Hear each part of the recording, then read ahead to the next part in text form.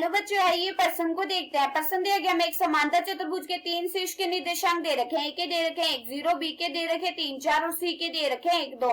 हमें चौथे शीर्ष मतलब डी के निर्देशांक ज्ञात करने हैं। हम इन चारों में से किसी एक विकल्प का चयन करना है।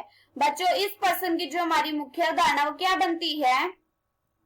मुख्य अवधारणा।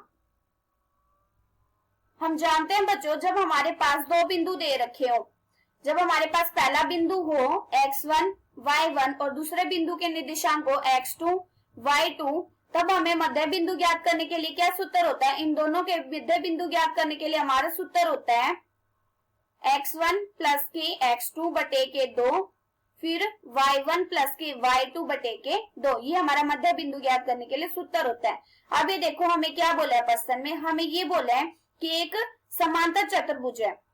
हम एक समांतर चतुर्भुज बना लेते हैं। इसमें हमें 3 सिरों के निर्देशांक दे रखे हैं, हमें चौथे के निकालने हैं। यहाँ पे a मान लेते हैं, यहाँ पे b मान लेते हैं, यहाँ पे c मान लेते हैं और यहाँ पे d मान लेते हैं। अब ये देखो, पहले a के हमें निर्देशांक दे रखे हैं, क्या दे रखा है? 1 और 0, और b के हमें निर्देशांक दे रखे हैं 3 और 4, और c के हमें निर्देशांक दे रखे हैं 1 और 2। हमें d निकालना है। हम इसको मान लेते हैं अल्फा और बीटा है। हम जानते हैं हम चतुर्भुज में एक सूत्र जानते हैं, जो a सिरा है ना वो c से मिलता है, और जो b का है वो किससे मिलता है? d से।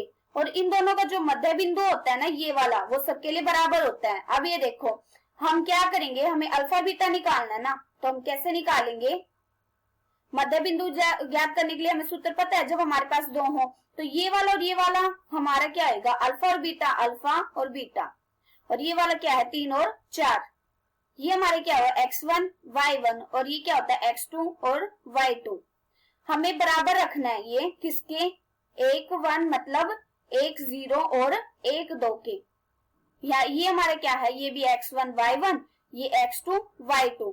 इस पे अलग सूत्र लगा देंगे, इस पे अलग लगा देंगे और इन दोनों को बराबर रख देंगे। पहले हम क्या करेंगे? x1 वाला निकालेंगे। मतलब हम यहाँ पे जो हमारा बिंदु होता है वो क्या होता है? x और y होता है ना, हम पहले x वाला निकालेंगे। तो यहाँ पे क्या आ जाएगा? हम इसका सूत्र जानते हैं ना, x1 प्लस में x2 बटे में 2, दो बिंदुओं से। तो यहाँ पे क्या आ जाएगा? अल्फा प्लस के 3 बटे के 2, और ये बराबर रख देंगे हम इन दोनों के, मतलब 1 प्लस के 1 बटे के 2।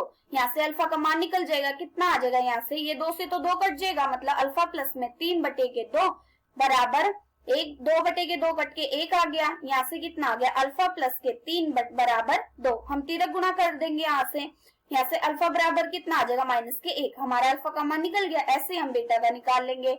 बीटा का निकालेंगे तो कितना आ जाएगा? यहाँ से यहाँ पे देखो, यहाँ पे हमने पहले x के लिए रखा था ना, अब हम y के लिए रख देंगे।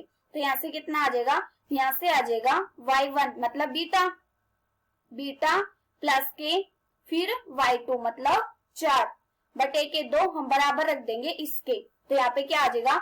0 प्लस के 2 बटे के 2। यहाँ से कितना आ गया? यहाँ से आ गया बीटा प्लस के 4 बटे के 2, और ये 2 से 2 कट जाएगा, 1 आ गया। अब हम फिर से इसकी तिरक गुणा कर देंगे तो कितना आ जाएगा? बीटा प्लस के 4 बराबर 2। अब ये देखो 4 है ना हमारे प्लस का, दूसरी तरफ भेजेंगे तो माइनस का हो जाएगा। यहाँ से कितना आ जाएगा? बीटा बराबर 2 माइनस के 4। बीटा का मान कितना आ गया? माइनस के 2। हमारा अल्फा और बीटा का मान निकल गया, कितना आ गया? -1 और -2, -1 और -2। अब हम देखते हैं कि कौन से विकल्प में हमारा -1 और -2 है। हमारा विकल्प नंबर सी में। कौन सा विकल्प हमारा सही है? सी। आशा करती हूँ कि बच्चों आप सबको समझ आया होगा। धन्यवाद।